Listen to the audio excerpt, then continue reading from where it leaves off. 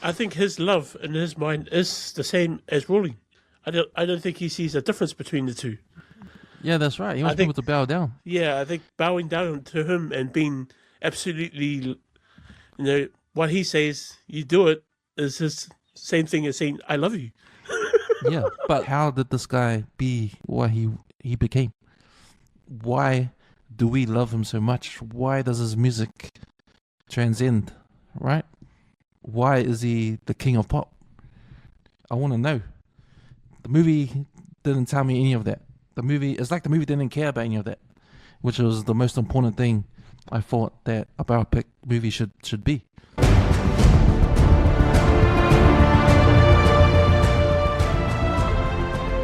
All right, welcome everybody to another episode of the Channel 135 podcast. This is the show we talk about our favorite things in life, movies, TV series, and pop culture. I'm your host, Cams, and I'm here after also straight out of Okalangi, we got Eric. What's up, my man? What's up, bro? Good to be back. Yeah, man, it's always good to come and jam once a week on this Channel 135 podcast, just to unload what we've consumed over the week with movies and stuff like that.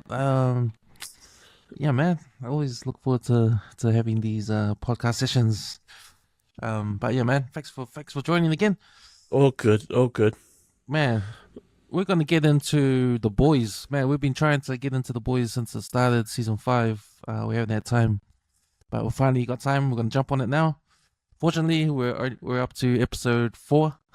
So yeah, we haven't had a chance to do the other previous 4 episodes. Yeah, that's right. We so many shows. In depth of the other 3 episodes. So I think what we'll do, instead of, because I know we're going to get into the synopsis and it'll be fucking 1 hour synopsis, take the whole of the podcast.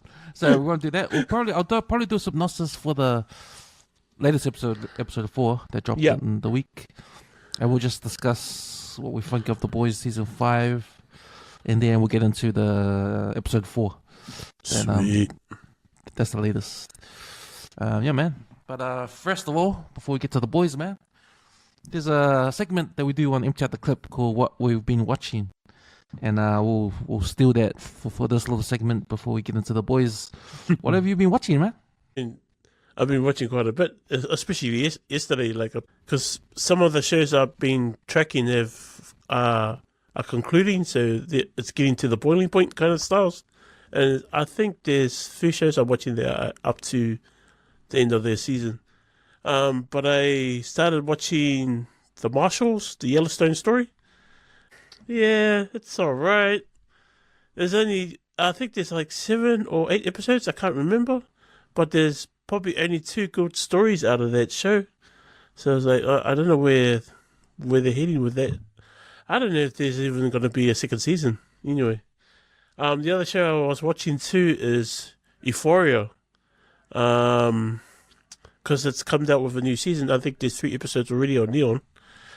So I've kind of backtracked a little because I watched the first 2 seasons, and I think it was probably when they first came out, and I started watching the show because I didn't really know what it was about. But after watching especially after the first season, I was like, oh my gosh, like what kids in America, or kids of this generation get up to, like that kind of stuff. Because I have a daughter. But she's only 14, but, I'm like looking at it like, shit, is this what they get up to when they get older? I was like, holy shit, it's crazy. So I want to try and watch, I think I'm up to season 2 now, but I think I've already watched it. I can't remember because it's been so long, but I'm trying to, so I'm starting that show as well. I'm also... Euphoria's controversial because of the things you've been said, like, it shows... drug use. It depicts, what kids, like you said, kids can get up to. And it's based on high school way. They're high school? Yeah, high school teens. Kids? Yeah, they're teens. Yeah, teenagers. So there's a lot of drug use in the program, stories around drug use. Sexual orientation, bro. Even sex, it's crazy. And it makes you wonder, man, I think because, with social media and the internet, it's quite easy to gain access with information that, back when, nowadays at school, we just had that talk, that sex talk in class, like, yeah. And that's the only, we don't have access to anything like that. So these days of the internet, social media, it's easy access for these kids, and it's easy to hide stuff like that. So you can imagine a program like Euphoria comes along and just depicts all that kind of stuff, and it does, man. It's a story that I've watched bits of it. I didn't really get into it, but I've watched a couple of episodes. It's crazy. Yeah, man, it's scary for any parent watching that, eh? And I just want my kids to get up to you, man. Seriously, that's what I was thinking when I was watching that show. Like, every episode, I was actually like cringing hard because of like, because I'll be looking at my daughter, like, what the fuck, what you been up to, bro? Yeah. So I was like, holy shit! It kind of gives you a kind of a glimpse into that kind of world, eh? And it's completely different to our world, bro. Yeah, these guys got access, like you were saying, they got access to a lot of shit. Yeah, I know it's America and it's a totally different world over there. But still, they can't help but still think about like what goes on with our kids these days. But as well as being what it is, the concept of the story, it's also Euphoria is a show that is prominent in pop culture, especially with the actors that play the part. Like you got Zendaya. Zendaya's in there. Sydney Sweeney's in there, and it's probably the show that sort of took Sydney Sweeney to the top of every young white boy's dream, you know. Yeah, well, she's their generation of what we think is who was our top leading lady back in the day? And Halle Berry or something like that. Yeah, there was quite a few in our time, eh? Yeah. So Sydney Sweeney's like their prediction of that thing. Yeah, but even her in culture, like when you think of Sydney Sweeney, you think of, for me, I think of like a teenage or a younger version of how we saw Sharon Stone back in our days. You know, a sexualized actress who's not afraid to take off her clothes, show her tits, and have these sex scenes, and just be on the imaginations of young boys, you know, like that kind of thing. Eh? So she's become that sort of sex symbol of this time, right? And you see it with there's been controversy with her doing that ad about the jeans, her jeans ad. Yeah, I heard about that. Yeah, and even just the roles that she plays, like I said, not afraid to take off her clothes and that. So yeah, probably the modern day sort of Sharon Stone actress out there, eh, man? Mm. But as well as her, you've got Zendaya as well, and Zendaya's been in a lot of things. I first saw her as Mary Jane on Spider-Man, and I gotta tell you, I never took much notice of her then when she was Mary Jane. I actually thought that, man, she's the wrong person to play Mary Jane. And then I saw her. What? I think she is, but she's making it work somehow. Yeah, especially right. in the later things of the movie. Oh, now it does, because, like I said, I don't think I noticed her on Euphoria. I think I watched Spider-Man before I watched Euphoria. So she's on Euphoria, and when I first realized her chops as an actress, it was in the movie Challenges, and that movie. Oh, okay. And that when I watched that movie and she was in it, I thought, okay, she's a fucking superstar, right? More of a superstar than I realized when I watched her as Mary Jane. So from then, she stars in Dune. You know, she plays an indigenous alien. Yeah. in Dune. And now she's in a movie that I watched, and I'll talk about with Robert Pattinson, The Drummer. Oh, yes, yeah. Her latest film. So, you know, as far as acting wise goes, like, she picks roles that is just her. I mean, she's a model in real life as well. She is beautiful. I think she's married to Tom Holland now, eh? They're going out, or they're engaged, or they're getting married soon. Yeah, they're engaged. I think they're going to get married soon. Mm. They're pretty private on their life, so they don't want people to know too much. So it's pretty cool. Yeah. Pretty modern thing. And then you got Lordy, the guy that plays Sydney Sweeney's love interest. And that actor's been on a few movies like this. So he's picked up a few roles as well. Jacob Elordi, he's on Wuthering Heights. Yeah, that's right. I heard about that. he's come on a bit, eh? He's come on a bit. So Euphoria's the show that probably pushed these guys' careers, like Zendaya, Sydney Sweeney, and Jacob Elordi to the big time now, eh? Yeah, Zendaya's performance as Rue, the drug addict on here, it's uncanny, man. She looks like a real crackhead on the show. Like, she must have done some studying on them, man, because she's got it down to a T. Not that I know crackheads, but because I see them quite a bit in my job, in my profession, and some of her like little things that she does, I was like, oh yeah, that's right, they do it. They do go like that. So I was like, holy cow, she's so good. Yeah, I did watch Euphoria, the first episode for season 3, the latest one out. Yeah, how was that? I haven't watched it yet. So they're adults now. They're finished high school, finished college. They're adults, and Rue, she's in Mexico smuggling drugs. What the fuck? Oh my god! It's pretty. Yeah, she gets into like swallowing bags of cocaine or heroin in the stomach, and then going through the border and that. But they show everything, and it's like, wow, you watch it and you think, what the fuck, man?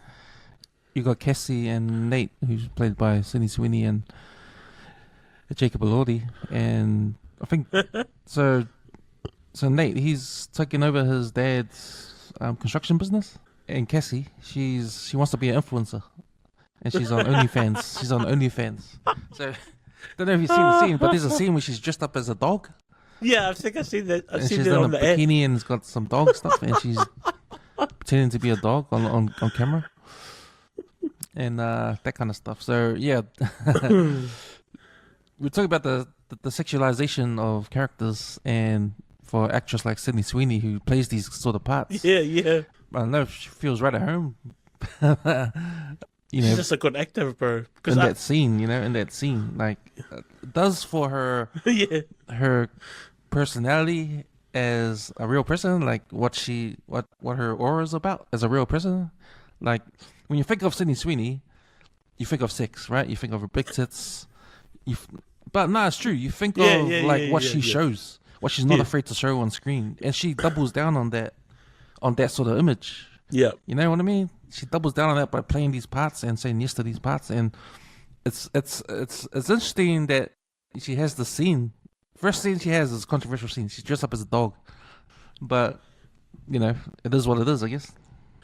Basically, it had a parent's, their worst fears, your worst fears as a parent of what actually happens in high school, in the modern day. It was like, holy fuck, no thanks.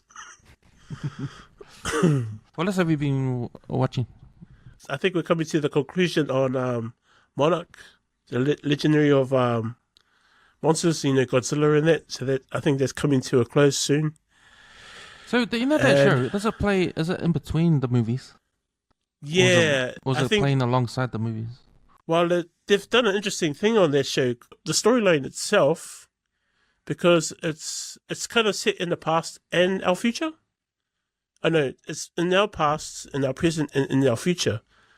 Because what they've done is the monsters like Godzilla and that, the Titans, they actually come from a different area, but the gates are on Earth. And this certain area where the Titans come from, it mucks around with space-time continuum kind of shit. So you could spend time where the Titans come from, and you come back to Earth, and then it's probably been like, I don't know how many days past there, but when you come back, it's probably been something like 20 years. So the time fluctuates between each area, each dimension.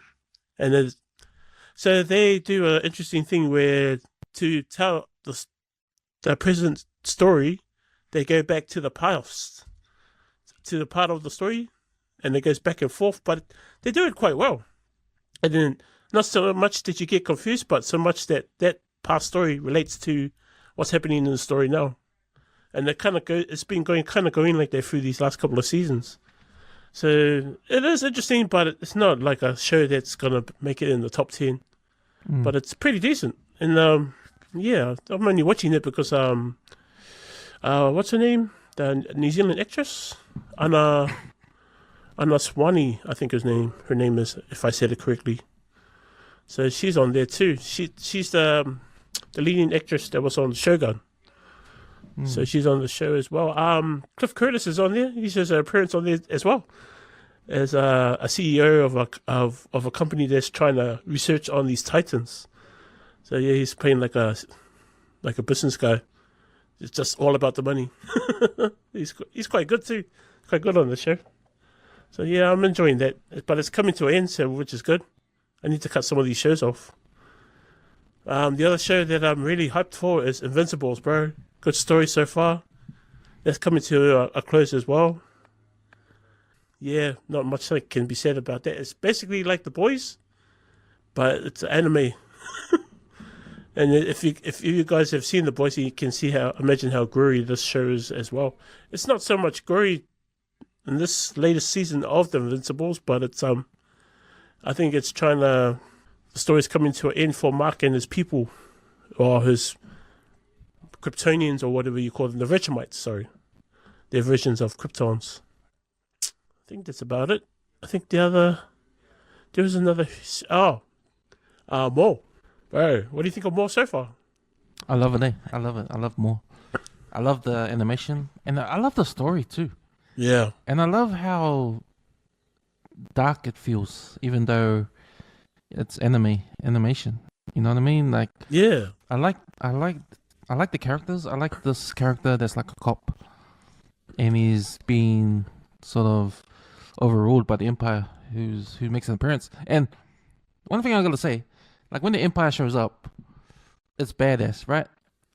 The new Star Wars stuff right now, especially the cartoons, they paint the Empire as this unstoppable beast of a thing every time they show up. And that's what you want, man. That's what you want. Like, for me, the unstoppable beast was Darth Vader. Every time Darth Vader shows up, oh shit. Watch out, man. Your ass gonna get kicked.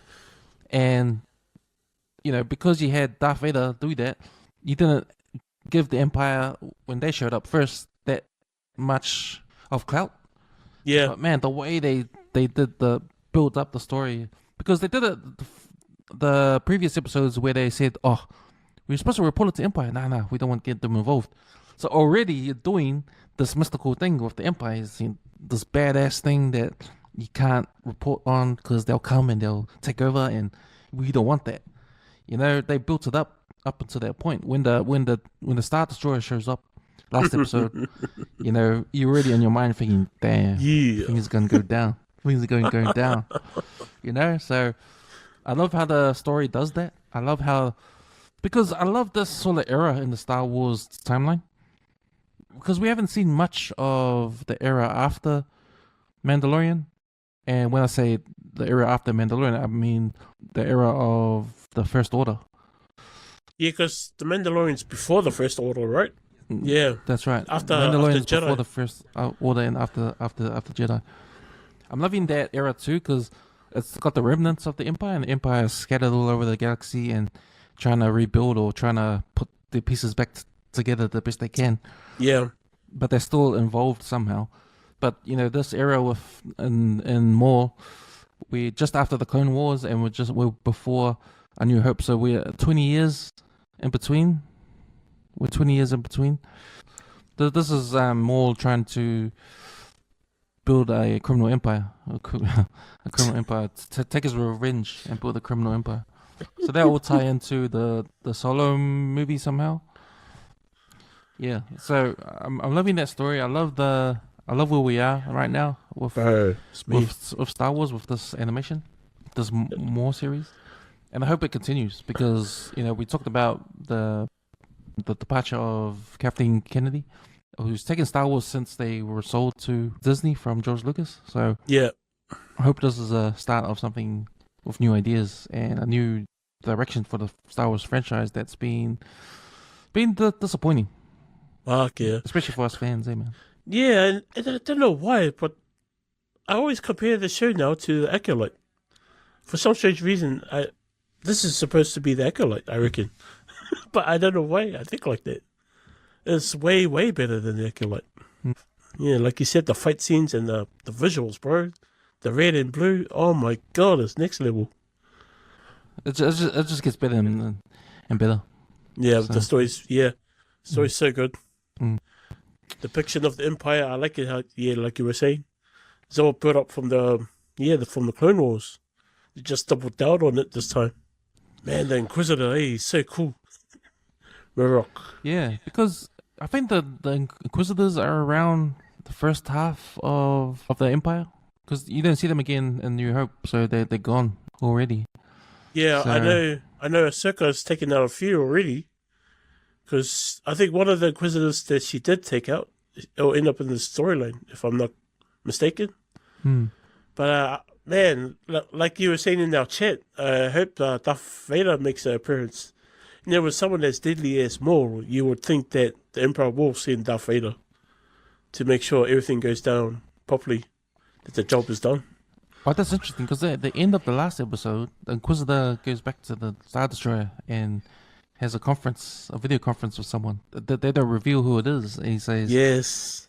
I'm not sure if that's the Emperor he's talking to or Darth Vader. Or Darth Vader, yeah. Mm. Because the Inquisitors do go back. Because, Darth Vader is their, like their master, for the Inquisitors, because he's the one that puts that little group together. So, yeah, I'm guessing it's Darth Vader. I'm guessing it's Darth You remember Vader. Darth Vader hates them?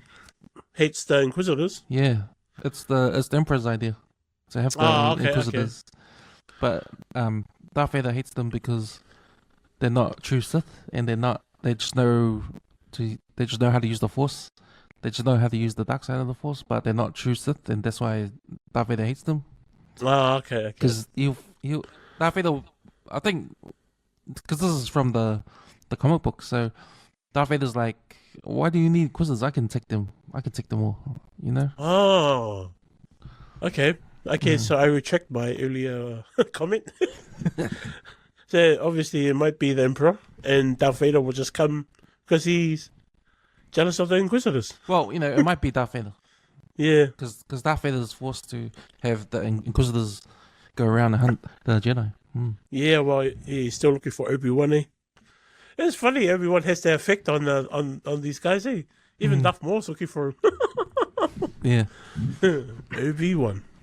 So I watched 2 movies in the past week, and I can say one was really good, and one was disappointing. So the 2 movies I watched a movie called The Drama, and it stars Robert Pattinson and Zendaya. And it's a story about a couple who meet up, and then fast forward, they're going to get married. So fast forward 10 weeks before their wedding, they're preparing for it, like doing all the usual stuff, getting the usual stuff you do to prepare for a wedding. Then things go out of hand, and things take a turn for the worst. And it's sort of like spirals downhill. Now the thing is, like, I can't really say, because you haven't seen it. I can't really tell you the reasons why, because that will be the biggest reveal. Okay. Yeah, that's the biggest reveal. So something that happens, and it pushes the story forward, but it's something that you never see anywhere unless you look into it, but you won't see it in the trailers, and there was a reason for that. Because it was funny, it took me by surprise, this reveal, because I never saw it on the trailer, so you never know why things are happening when you think. But yeah, it's funny. It's funny as well. It's a dark comedy. It's a dark comedy rom-com. It's like a remix of a rom-com. What you think of a rom-com is not this one. It's sort of dark. It's more dark than that. So what did you give the drama out of 10? Out of 10, I give it a 8. That's good. I give it an 8, man. Yeah, it's very good. It's an interesting film, man. It's funny, man. It's yeah. There's you should watch it, man, so we can talk about it, because there's some scenes where I was like, yeah. Okay. Yeah, so that's The Drama. I recommend that to go watch it. It's probably, for me, the best movie I've seen this year. So Oh, far, really? so far. Yeah, well, there hasn't been that many movies so far. Mm. What was the other movie we did a review on? Hail Mary. Hail Mary, yeah. Bro, they're still making money too. Shit. Yeah, that was good. But this is more my cup of tea. Yeah, the drama. yeah. So for me, this is the best film so far. The Nice. second movie I saw was Michael, the Michael Jackson movie. And I don't know. I watched that at the movies, and I have to recommend, man, you gotta watch it at the movies, eh? If you're gonna Okay. watch Michael Jackson movie, watch that at the movies. Only for the music, the surround concert, sound, The concert like stuff. concert-like stuff. It's when you're talking about Michael Jackson movie, I'm gonna talk about the singing and the dancing and what they depict on the screen with his performances, Yep. his music videos, all that's in there. It shows up.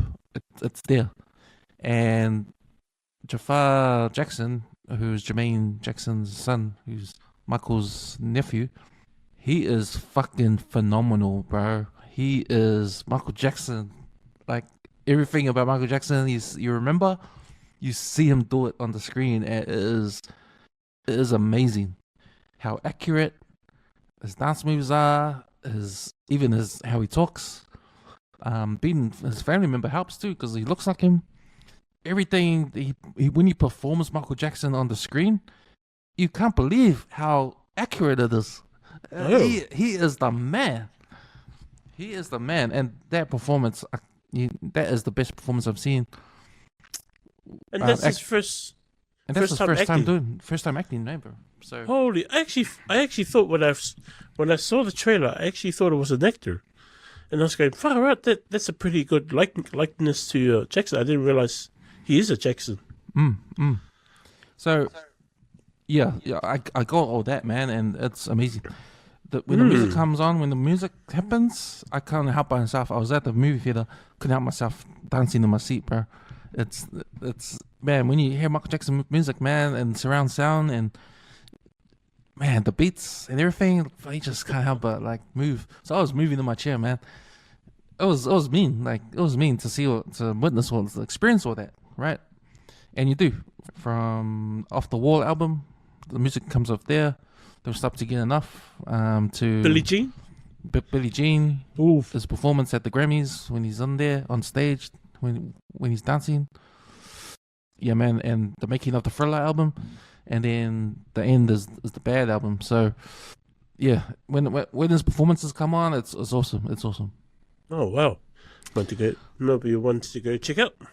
The movie itself, I've talked about all the music stuff and how good it was. You move in your seat. The story, what the fuck was going on, man? Like, what? You didn't give me. It doesn't give you jack shit, man. It doesn't. It's disappointing. It was, man. For me, it was a fucking waste of time. Like, okay, it was good that you did the Michael Jackson movie, but what they showed didn't do nothing. Didn't do nothing for me in terms of learning more about Michael Jackson as a musical genius, bro. As a superstar pop artist that's influenced a lot of our lives growing up. Like, you have questions in your head, like you want to go in there and ask the question, how did this guy be what he became?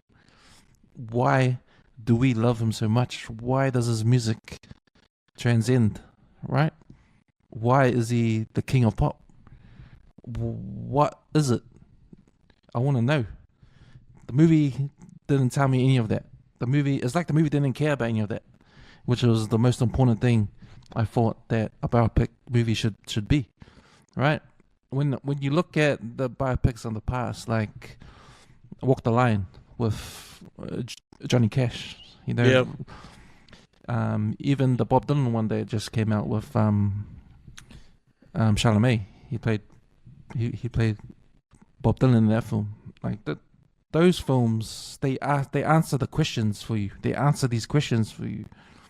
These are good movies in a way where if you take away the music of these movies and just see the movie, it's a good movie still. It's a good movie still. like you do the same thing to with the movie Ray. Yeah, yeah. Like that is a good movie. You take out the music, and Still a it's good movie. still a good movie, bro. I don't. With this Michael Jackson one, it's all about the music. The music makes this movie what it is, and if you want to go in there find out who Michael Jackson really is, what makes him tick, you're not going to get any of that. And it's disappointing to me that this movie doesn't care about any of that, right? So, as far as like being a Michael Jackson fan and the music, and that's the thing when I see all the criticisms on social media, you know, people saying it's a trash movie, it sucks. It's all over the show, right? When I see your friends and family on social media who have been to go watch it and they say, "Man, this is an awesome movie. This is awesome." I think that is how Michael Jackson is as an artist, to what he means to us, right? Because we love him for the music he's made for us. That we don't care about anything else. We don't care about anything else that's probably more important or important for us to be interested in, right? So I was disappointed. That this movie doesn't really get into his life, as in his mind, how he thinks, and how he got to A to B. It doesn't even do anything about that. It's all about. There's no negative stuff. There's no negative stuff about Michael Jackson in this film. Right? So it's just happy go all the way. Happy go all the way. And if you think about, like, okay, if you have questions, okay, why did he change his nose? Why did he turn white? Why did he what trauma did he have? Right? They blame it on his dad, on Joe Jackson, right? And that was another thing too. Like, remember that miniseries we got in the 90s, the Jacksons? I was American about to Dream? recall that. Yeah. That is a better story. Yeah, that is a better film, because that sort of gives you in-depth view of, you know what, bro? You know, this movie is a copy of that miniseries, but taking all the good parts and leaving all the bad parts. And just copy paste the good parts and amplified it. Well, you know, when I said I was singing it, I wasn't singing, but when I say I was moving in my seat, you know, to the beat of the music, what you're seeing is what you could just go on YouTube and watch anyway. You know what I mean? Yeah. Like, it's a copy and paste of everything you see on YouTube that you can go on YouTube and look at and put it on the big screen. And put it on the big screen. And put it on the big screen. You know? And that's all it was. Man. That's all that movie was. So, yeah, I appreciate Michael Jackson. I love Michael Jackson. You know, I love him. That, you know, I love the music that he gave to me growing up, gave to all of us growing up. Like, I'm still a fan of his music, still love his songs, especially his earlier ones. Off the Wall, I thought, was a mean album. Thriller's a mean album. But I needed more. I need more. I need more than what I saw on the Jacksons miniseries. I thought that I was gonna get that, because we already got a lot of the good stories from that miniseries, right? Yeah. And I thought we were gonna get more, but no, I didn't. And you don't get anything else more than what you already know with this Michael Jackson movie. Yeah, because there's one part of that miniseries I remember is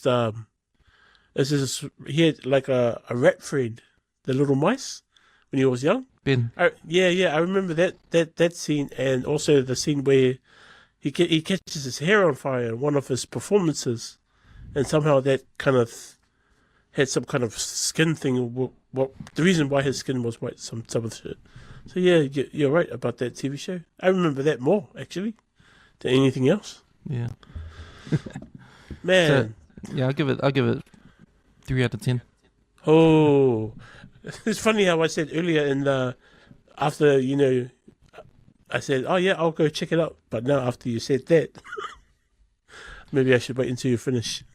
Next time. You know how the biggest elephant in the room, right, is the sexual abuse allegations, right? Yes, of course. Well, are they real or aren't they? Yeah, that's right. And we've seen Finding Neverland, that documentary which shows Michael Jackson like a little kid, having some mental health issues. The first thing that comes to your mind when you watch that documentary. Then you have the sexual allegations that build up more of the did he do it or what? The fans don't want to hear that shit. Fans, real like the fanatical Michael Jackson fans, they don't want to hear that shit. They just want to hear the music, right? So there's this aura that Michael has, right? But does this movie touch on any of that? No, it doesn't. Basically, this movie was. Then you're saying this movie was basically made by a Michael Jackson fan. They just loved his music.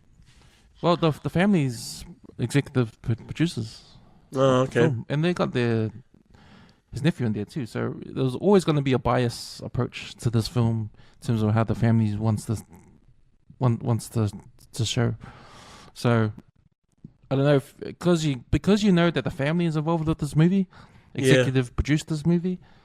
That's automatically think, okay, they're not gonna show any juicy stuff. They're not gonna show any bad stuff. Yeah, no negative. Right, no negative stuff. And you know what? The worst thing about this film is that they show absolutely zero negative stuff about Michael Jackson, right? But it's like he's like the perfect person. Like they even have trouble to show scenes in the film Michael Jackson going to the hospital to help the kids. Like, the kids in the hospital. Okay, we get it. We love kids. So he's doing stuff for kids. Like, he's going to the hospital, giving them toys, giving them presents. So there's a lot of scenes in there, him being nice to kids, being good to kids, right? There's a scene where he's going to have his nose, he's going to get his nose job, right? And, the doctor, and they're saying, "No, you I don't know why you're going the nose job. You look beautiful." And Michael's just saying, "Oh no, because I need to. My nose isn't right for the camera and all that kind of stuff." If you feel that's a negative about what he thinks about his body, well, that's the only thing. Then that's the only thing in this whole film, right? So, yeah. There's no build up to that. How he became feeling like that, or just straight get a nose job. No, yeah, that's right. Straight get a nose job, and that's another thing, right? What's the reasons? What are the reasons? And if you remember the scene in the Jackson's American Dream, he's looking in the mirror, looking in his face. He's got these pimples on his face. And his mum's at the back, and he cries to his mum, says, "Mum, I look ugly. Look, I got pimples in that." So that at least that's a little thing about what goes on through his mind. You don't get any of that context in the film. You don't get any of that in the film. It just says, "Oh, I hate my nose." Goes get no job. Move on. Next scene. So they sort of go over all these sort of important stuff in his life. So, yeah. Yeah, I guess that's the only problem when the family's involved in making things like this. You don't get the honest, the brutal parts out. Like I would have really wished that they would have had a totally different team take over for this movie, and then pass it through the Jackson family. And obviously the Jackson family will say, "Oh no, I can't have this, can't have that." But then, because you control the movie yourself, the studio does, kind of brings a more honest movie out. Well, if you read reports, so I read that it was a 3-hour movie originally, and they cut half an hour out. So probably myself. And a lot of that was the sexual allegation stuff. So apparently the first scene, the opening scene of the movie Michael Jackson, was a scene of Michael Jackson looking in the mirror. And it'll probably be based on the Man in the Mirror song. He's looking in the mirror, and in the mirror you can see behind him FBI agents searching his room. And then it flashbacks to, the Jackson 5 era. Oh, okay. So, and it's supposed to end with, things about the sexual allegations. So obviously that's not in the movie because they cut all that out. But they did intend to have that stuff in the film too. But they decided to cut that out. So that's they might have a director's cut then after a year or so. So yeah, man, I was disappointed, man. I was disappointed. Wait, I wasn't disappointed with the music. Just the movie itself. If you want to go reminisce Michael Jackson stuff, and there's no spoilers of Michael Jackson because we already know You know, his life is being well documented, so we already know what happens, right? We just want to know behind why things happen. You know, we want to know why. Like, don't show us the stuff we can see on YouTube. You know, you're showing us stuff that we read about in the papers. You're showing us stuff in the movie. Exactly. You're showing us stuff in the movie. We can turn on YouTube and watch the real life of Michael Jackson perform these things. Right? Right? Show me. Obviously. Show me reasons why Michael Jackson is the man he was. Show us why Thriller was the number one selling album in the whole world. The process. They do a little bit of it, well, maybe 1%. They just do this thing where Michael Jackson is writing on these post-it stamps and putting it on his wall and trying to get some creativity out of it. And that's it. You know, show us more, man. Show us more. So yeah, that's why I was disappointed with this film. It doesn't show. It only shows us what we already know, and it doesn't show us why. It doesn't answer the questions we have. Yeah. True. It's funny how you mentioned Ray. There's a scene in Ray that kind of changed how I think.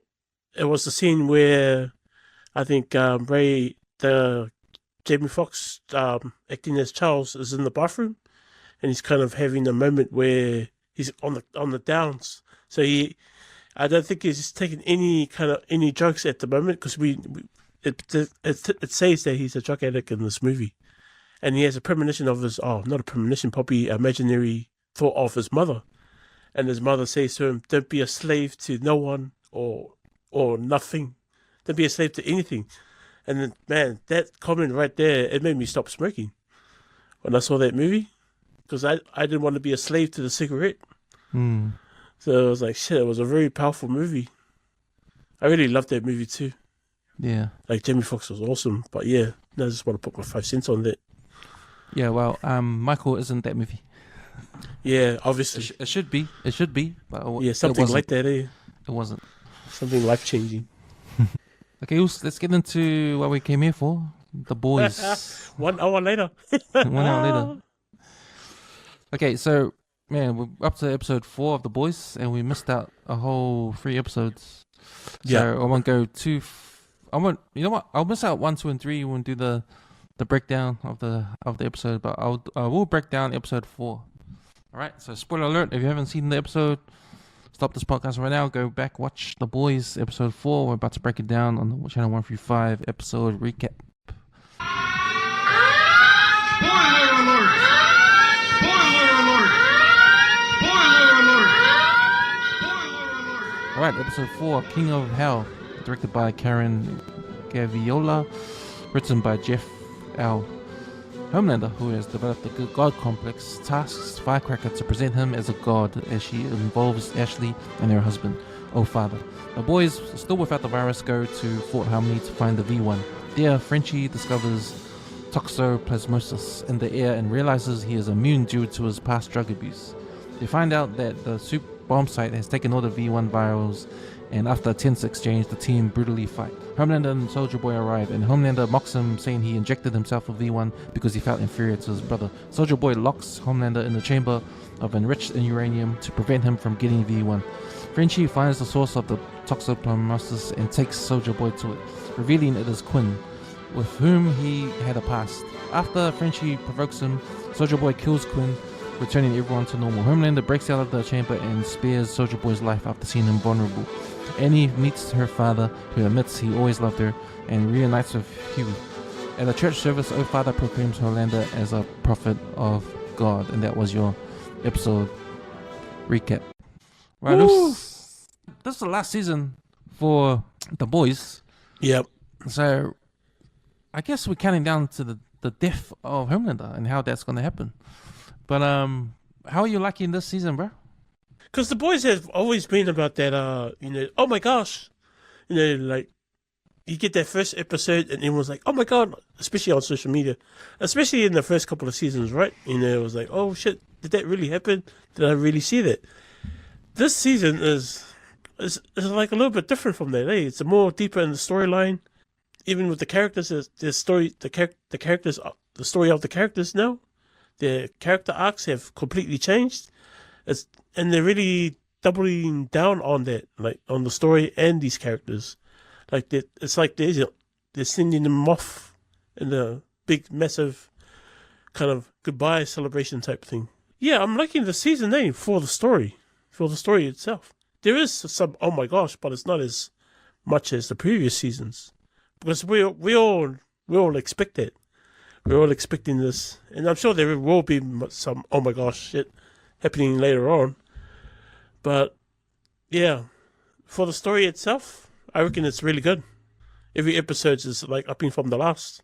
Because we got so much time in between the seasons, I'm not the one to go back to recap. Yep. But it's funny because this is the last season, so everything's gonna be concluded. I forgot the journey it took to get here. You know, it's all bunched up in my head.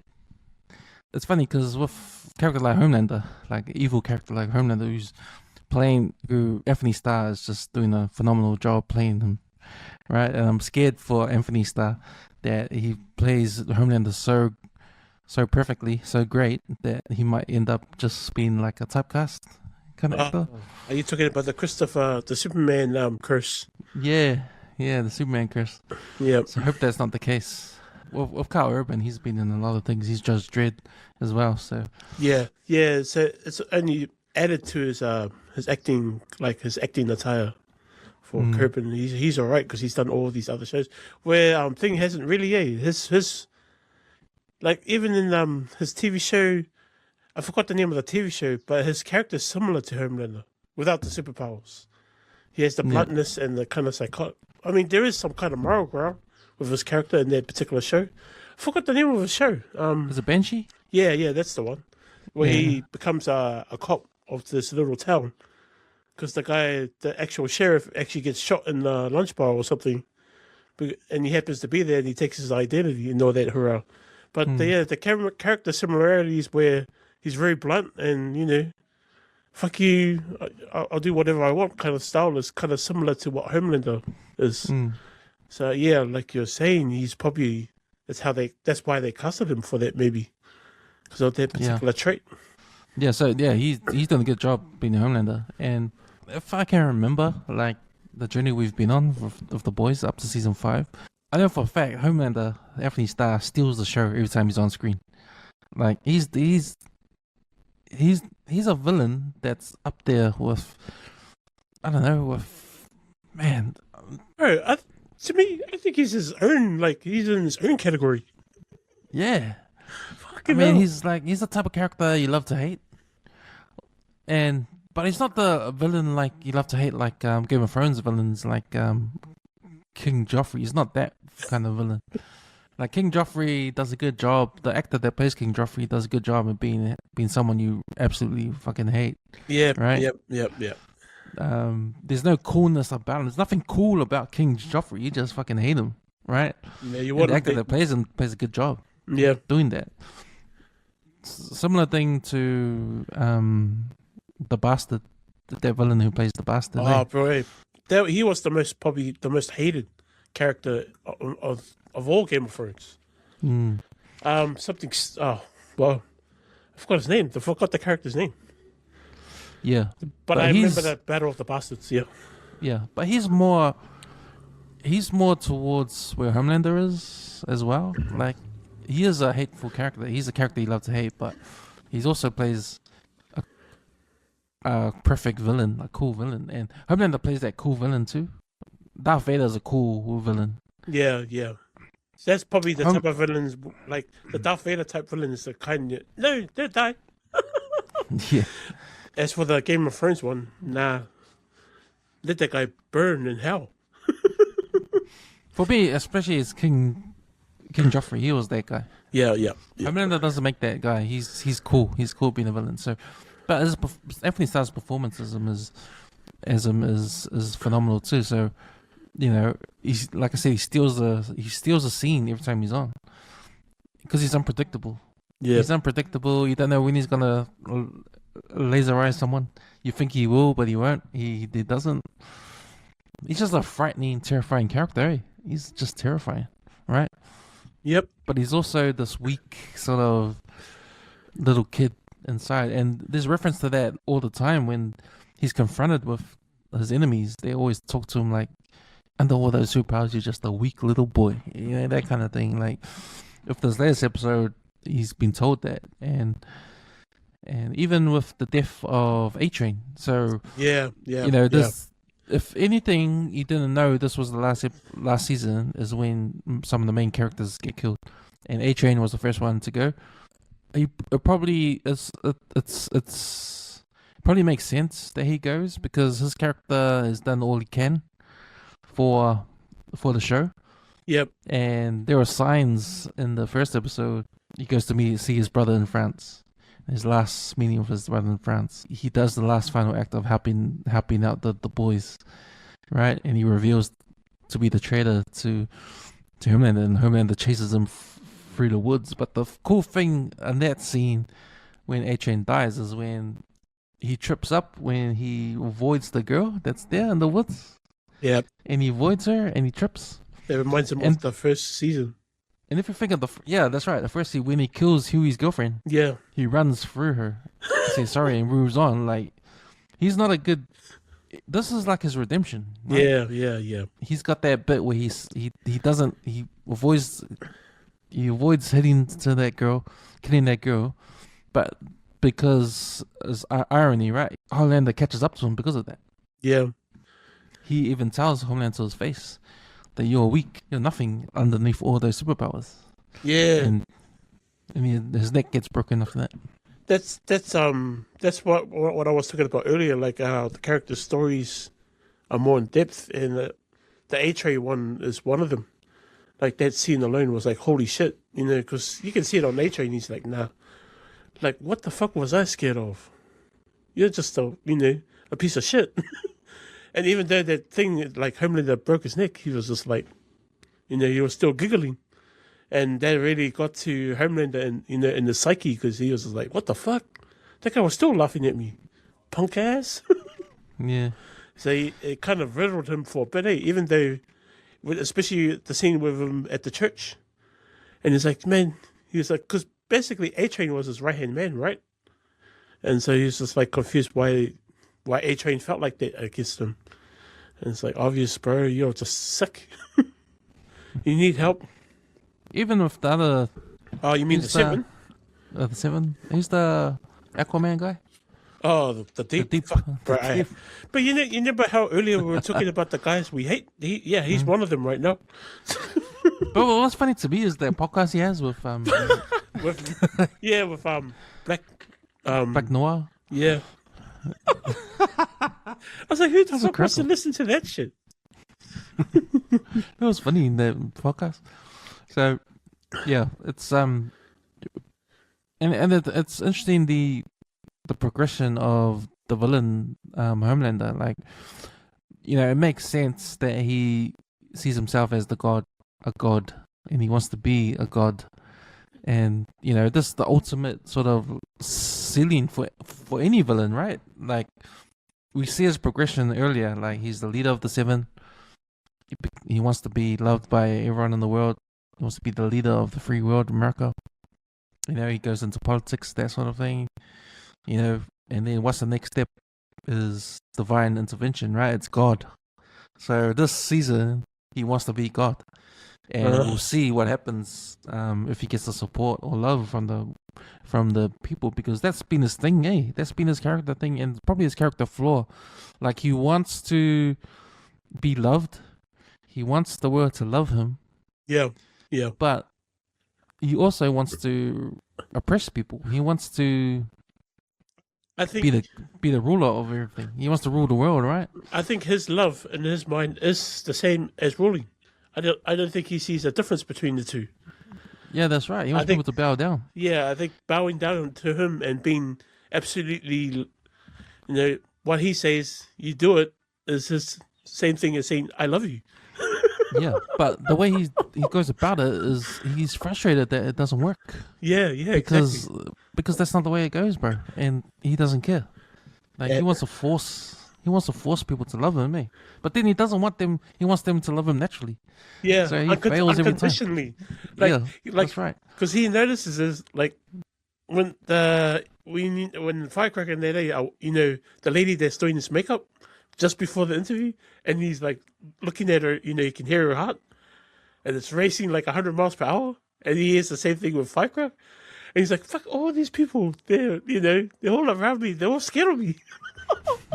He wants them, to love him, but bro, come on, because you're unpredictable. Yeah, that's right. Even that time when, in the first episode, when Starlight, she puts a video of him doing some nasty stuff with the airplane. Remember the airplane? He's supposed to save the people in the airplane? Yeah, and what was it, Maeve, eh? Him and Maeve. And then Maeve's like, "Oh, come on, let's go save these people." And he's like, "No, fuck off." I'm like, "Oh, shit." And then when the crowd was like, "Ooh," like, he was gonna kill them all, eh? He was gonna laser beam them all. That's it. Those are those oh my gosh moments. Like, holy shit. What he did on the plane he was going to do in that fucking interview. Yeah. Yeah. So, I think that this is another sign this is the final season, because Homelander's intentions to be a god. Yeah, what more can you be? What more can a villain want?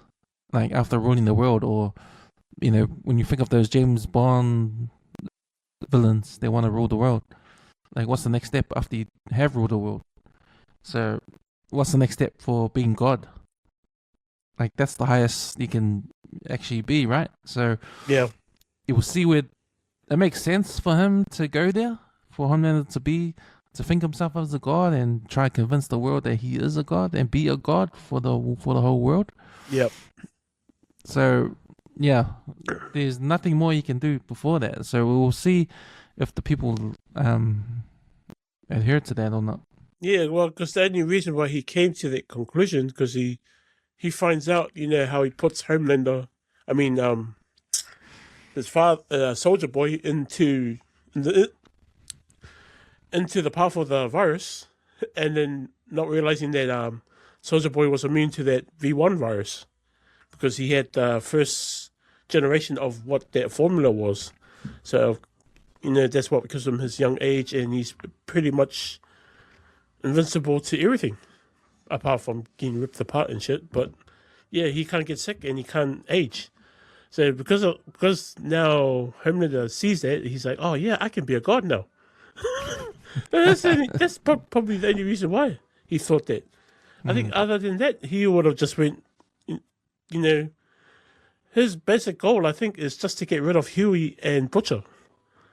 Like, he can't understand why these heroes are helping this kid, Huey. Like, he can't see, why are they doing all this because of that guy. He even says it to Huey himself before he tries to kill him. And, we all understand why Butcher's doing it. He's after revenge. But revenge has blinded Butcher to the point where Butcher has changed himself completely. So, yeah. He's an interesting character, because even now in season 5, where he's untrustworthy, like, the boys don't trust him, right? He does things what the anti-hero does. He's sort of like the Punisher, eh? Like, he'll do nothing. He'll stop at nothing to get to his goal, even if it means betraying his own friends. Yeah, sort of thing. Like, everyone is expendable. Yeah, to the goal. Even his son, even Ryan's expendable. Like you were saying, it's better off if the world is without soups. So his ultimate goal in his head is to kill all the soups, even himself, even his son. So that's a very interesting thing. He's probably I reckon he's probably worse than Homelander. Yeah, well, he's the sort of, he's the anti-hero, right? He's the opposite. He's probably more of the same as Homelander, but on the good guy side, right? So I would say he's the bad guy in the storyline so far. So he's created a rift between him and the boys, because they don't trust him. Bro, they understand, but the common goal is to kill Homelander. Like, you kill Homelander, everything falls into place, and so they have to team up with Butcher because he has the same goal, and they're probably the only guys that can go through with it. Which is another fascinating part of the whole series as a whole, because Homelander can just laser eye them all and they're all gone. Right? Yeah. It's so simple, and yet he hasn't achieved it. So they've lasted 5 seasons, whether it was through manipulation or just stuff that's going on, storylines, but Homelander has failed to kill them all, right? So we'll see if this is the last straw at the end of this season.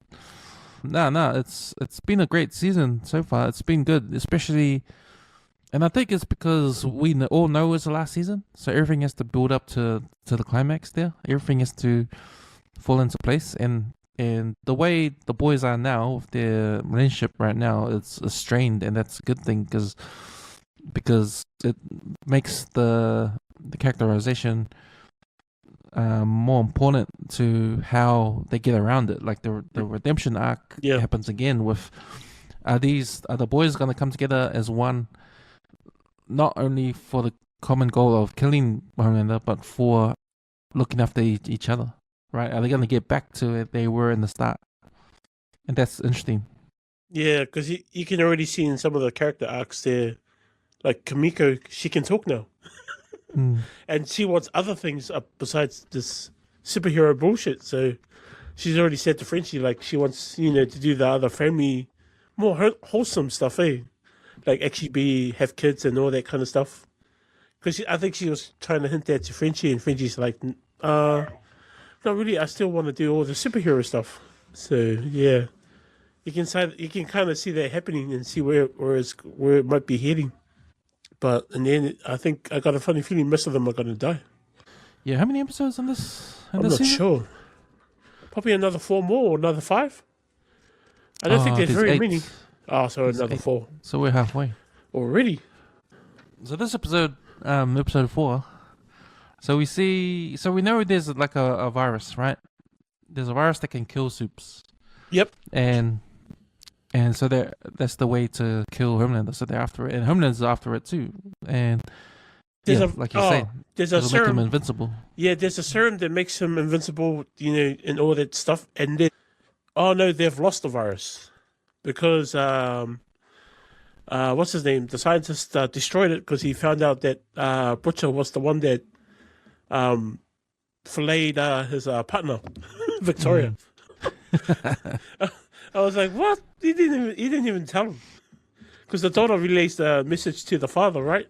Because she catches up with him in the abandoned building. So when he does find out, he destroys the rest of the virus. So now Kamiko let them go too. Yeah. Because she's like I was saying earlier, I think she's she doesn't want to do any of that bullshit anymore. Like she doesn't want. I think she's sick of all the killing. Because, bro, she kills with her bare hands, man. What the fuck? It's like Wolverine without the claws. Yeah. So this episode particular, so this V1, that's the one to make them immortal, eh? Yeah, the first generation. I forgot the smart superhero, the black lady. I forgot her name. Shit. But yeah, she talks about it. She talks about it and says that this is the first generation, blah blah blah serum, and it'll give you your invincibility, kind of thing. But it was good, that whole thing about that lab and the air from the spores from that was it Quinn? Yeah, and how we could affect their moods, say, get them mood swings and end up killing each other. Yeah, that was pretty out of it. And the other funny part was Frenchie, because he recognized it, because he wasn't getting affected by it because of all this drug abuse. But because I remember the last season, that guy would take drugs like anything, pills, whatever, crack. He was in it. So that came to a positive in this particular episode. Oh, fucking funny. Yeah, they ended up nearly killing each other, but they spoke some truth. They're speaking truth to each other, and they got angry about it, and they were going to kill each other. Yeah. And it was funny at the end when they were all saying sorry to each other, like talking about it. Yeah. Like all the stuff I said, I'm sorry. Especially Mother's Milk, he went like 100. He went absolutely 100. He's another character that's like, his arc is completely changed from the last couple of seasons, if I remember correctly. Like he's more like, fuck it, we're all gonna die kind of styles. Where the previous one's like he was positive. He was like the positive member of the team, but now he's like we'll do that. Who cares? So yeah, the actor himself has lost a lot of weight too. Hmm. I've noticed as well for Mother's Milk. Funny name. Then we got Starlight, who went to see her dad. Yeah. And the whole thing with the dad's got a new family. She found out she's got a brother. Brothers You know a what's dick. up with have you seen on social media they're teasing the actress that plays Starlight because of her Yeah. looks? Yeah, something about her weight. Because at one stage she was too skinny, now she's too fat. Or something like that. And there's some other stuff as well. That the Don't she fans got of the like boys. plastic surgery stuff? Yeah, well, she does look a bit weird. Like, especially in her face. I haven't really gone into much detail about it. But yeah. So I think it's just catfish stuff. Who knows? Yeah, I think it's like it's Botox and all that shit, isn't it? Like, she does look like she reminds me of the Catwoman. You know, there's that lady that did too much plastic surgery. Now she looks like her face looks like a cat's nose. Hmm. Of all all that shit. Like she's got whiskers coming out of her face. So she goes there to figure out to protect her dad, and she ends up figuring out that love is the ultimate sacrifice, right? Because her dad, still loves her, and she figures it out. So she gets to go back and make up with Huey at the end of the program. Yeah, So- my thing with that was because she's always been like with Huey, like do this, do that, but it looks like her character slowly siding with Butcher's style of doing things, because obviously she's been out in the field more than all of them now, and she has her own followers, the Starlighters or whatever they're called. And that first episode of the season, some of those guys get wasted from Black Lenore in the beginning, and not only that group, some of her other Starlighter groups get wasted as well. So the only active other Starlighter group she has is those guys from Gen 5. It's the other side thing from the show, with the younger generation. So I think because of her Starlighters getting massacred by the Seven, she's like, come the fuck, this is not working. I'm gonna have to, maybe Butcher is right. Like I think she's trying to make sense of it. So I think because you see, Huey's still about that. Nah, fuck Butcher, we'll do it our way. And then he comes into the picture all of a sudden, and she's like, nah, fuck, I think Butcher's right, eh? But Huey's still adamant, nah, bro, I think with the part where she leaves him, and he, how she leaves him in the prison camp, and he's like, what the fuck, where are you going? And she just takes off, because she knows the mission is to get Frenchie out of there first, because he's the only one that can make another virus. So that was because Butcher told her that. Keep your eye on the mission. So she's like, oh yeah, no, fuck you, Huey. And then that's why I thought that was perfect for her to go back to her dad. Because I think she's a bit lost. Like, shall I carry on doing it Butcher's way, or shall I stay on the path of the righteous? So she's conflicted, I think. But yeah, I still think that she might, if Butcher says go, she's on board. I still think her character will switch. To do the switcheroony. I'm wondering if she's gonna die in the end. By the end, But I actually find her character annoying. I hope she does. I hope Huey and her go down in burning flames. Sad thing to Huey's say. annoying. I hate Huey. Yeah, bro. He is the most annoying one out of all of them. How do you think Homelander's gonna die? Is he going to die? That's what I'm wondering. If he Or gets is he gonna lose his powers? That would be a better end for him, eh? fuck, that'll be buzzy shit if he does lose his powers, because then he'll be just a normal human. Fuck, he couldn't handle mentally. He couldn't handle that. Like, he won't be able to handle that. He won't be able to get any breast milk. Oh, fuck, that guy's insane. He's mentally losing it, eh? Yeah. You almost want his powers to go and him to be a normal man. That'll be the best punishment for him, eh? Yeah. That'll be the best ending, I reckon. Yeah, true. Yeah, it would. it'll be everything that he's like all his fears. That's probably pretty much it to be a normal. Because he always despises the human race. Like his like the suits are more superior in every way. This the last episode is called King of Hell. It's a funny hit. It's a funny title. King of Hell. He wants to be the King of Hell. Yeah, I was also surprised that Soldier Boy's got a brother. Like when we heard about it, and we heard about Homelander taking a deep dive into Soldier Boy's his history and stuff, and stating that the only reason why Soldier Boy took the experiment was because the brother was taking all the glory from the parent, the love from the parents, and he wanted some of that, so he decided to become Soldier Boy. Yeah. I was like, holy shit, are you serious? And so that all these characters are insecure in some way. It's like, god damn, Homelander's just as bad. The character I found funny, especially in this one, is their priest character, the minister character. Yeah, he's a new one, eh? Oh, father. Yeah, Oh Father's a new character And this he's season. banging that girl. Eh? What's her thing? Because she's got something talking to her. Yeah, she's got an entity in her head. She took some of the formula, some of the V formula. Oh, that's right. And then I think she did it as a last touch because she thought, because Homelander was cleaning house. Yeah. So she was going to get killed, eh? Yeah, she thought she was one of the next on Homelander's list, so she decided to, because A-Train took off early in the last season.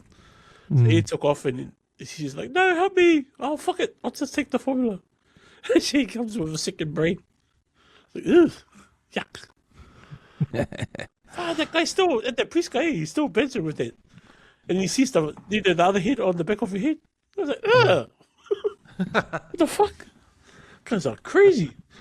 Any more on that episode? Nah, I think it's can't wait for the next one. I'm actually enjoying The Boys. Like to a genre, like superhero genre that's pretty popular, and these guys made a massive switch on it. They took it and then they made it kind of really gritty, horror and horrific. Kind of where I don't know if the Invincibles were inspired by it, the anime show, but man, those two shows I like more than all the other, all the hero stuff that's coming out now. I'm trying to figure out who won. Who do you think won the episode?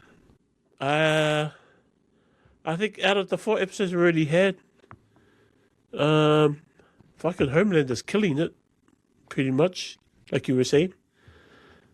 I think the first episode though goes to A-Train. And I think the rest is Homelander. Yeah. I was thinking of Kamiko because she's changed so much. And she's starting to make sense now, her character.